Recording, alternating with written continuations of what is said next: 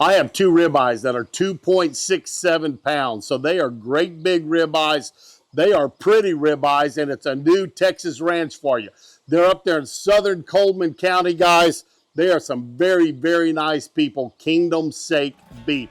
I'm going to bring you in close. I'm going to show you these steaks, see what's coming off of their ranch. And I bet you it's a steak that you're going to want to try. So come in here. Let me show you how I season them up and how I get them on that Santa Fe grill. And if you've never seen a Santa Fe grill, stick around. I'm going to tell you the difference between it and a Santa Maria. As you can see, right when I got home, I came out, put some lump charcoal into my Santa Fe grill. I prefer using harder charcoal whenever I have it, guys. It's a nice, clean burning lump charcoal. Filling it up, getting in some tumbleweeds, getting the fire started, because we're going to cook these steaks nice and hot, and they're going to cook quick. So that's the way we got it going. These are both nice looking boneless ribeyes. We've got some nice marbling in here, good size spinalis on each one.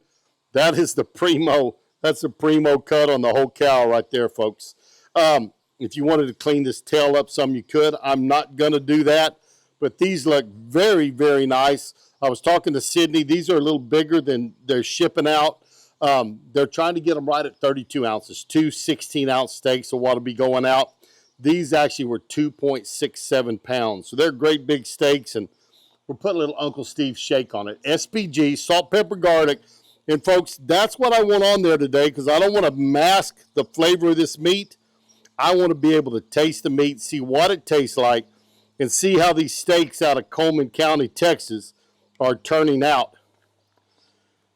Seth and his wife, Sydney, they are just really wanting to promote this beef, promote Christians, promote the church. And what they want to do is they want to be able to come in and say, hey, Christians, let's buy from Christians. And they want to go more than just meat. They want to have their own company to come in and pack their meat for them and expand it past meat, folks. But their mission is going to be just Christians supporting Christians. That's what they're wanting to do. But these are pretty ribeyes, and they have been grass-fed and then grain finished.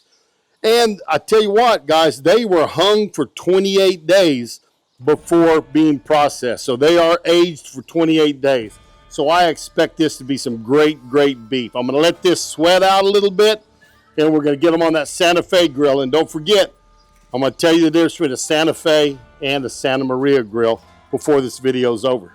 This is my Santa Fe grill, and you can see I have a nice fire going.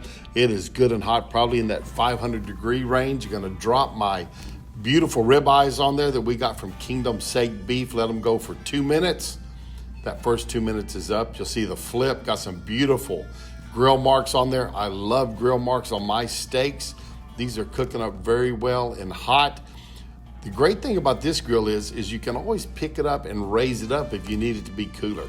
2 minutes on that side, gonna flip them over. And folks, with a real hot fire, we're talking 2 minutes to 90 seconds per turn. And we wanna turn it about 4 times. So there we go, it's up, the grate's up a little bit higher now. They're turned over again. We're going for 2 minutes. Let's look at them again. Flip them back over. And there we go. Got some nice hatch marks on that first steak. Let's get this second side done really well. But we're heading to a nice medium rare to medium. I'm a medium rare guy. My wife is a medium person, so she really likes them there. But this grill is working great. Use my chef temp thermometer, guys. We're at 120 on that one. Check the other one. It's on its way to there also. So we have a little bit longer to go. Want to pull them up to that 125 to 130 before we pull them off. You can see the grate's hotter now. We're at 122, so a little bit longer, and then we'll get these off and let them rest for about 10 minutes. Raise up that grill just a little bit higher, get them away from that real high heat. And again, we have lump charcoal on here today, and we're using our chef's temp thermometer. Guys, get you an instant read thermometer. This is a good one. I have a link down below where you can see it, but we're in that 125. That one's 128. So as you can see, these are about ready to pull off. We're gonna let them rest before we slice them because we want all the muscle fibers to relax and for the temperature to settle in on those. So they'll be ready in about 10 minutes. Well, we're back. We lost sound getting this voiced over, guys. But I tell you what, I told you I would tell you the difference between a Santa Fe and a Santa Maria grill. So let's look over here. I'll tell you the difference and show you some differences of this grill. Then we'll get right back for that final taste of those beautiful ribeye steaks. Here is my Santa Fe. Y'all can see it. It does have a cable hooked on it where the grate will go up and down. And one of the big differences you're going to find in the Santa Fe grills and the Santa Maria is the pit. If you look, and let me lower this down carefully.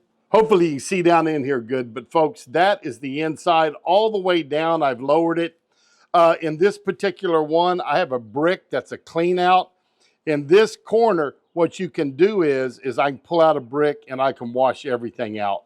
But that is the Santa Fe. You can see the fire bricks that line it. A Santa Maria is going to be more from this level up. It's not going to drop down into a pit. It is going to be above it.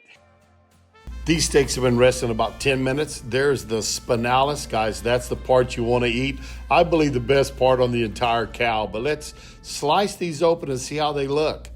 This one is a nice medium all the way through. Overshot medium rare some, but I tell you what, they're still full of moisture. You can see that.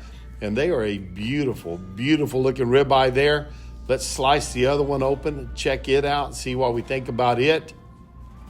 Again, it looks like it's at about medium also.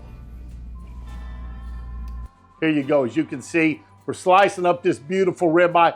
Folks, I overshot medium rare some, and it is at medium. My wife is going to love this. And it is a beautiful steak. It is very, very tender, and it is still very moist. And yes, it is a very, very good steak. We are liking it. Kingdom Sake Beef is growing some great beef there in southern Coleman County here in Texas. I hope you give them a try. If you do, tell them Chef Johnny sent you. And remember, they will ship you anywhere from a steak to a whole steer, guys. So however much beef you need, get hold of them, let them know, and I bet you they can take care of you. Seth and Sydney are doing a great job raising some fantastic cattle here in Texas. Thank you so much for stopping by.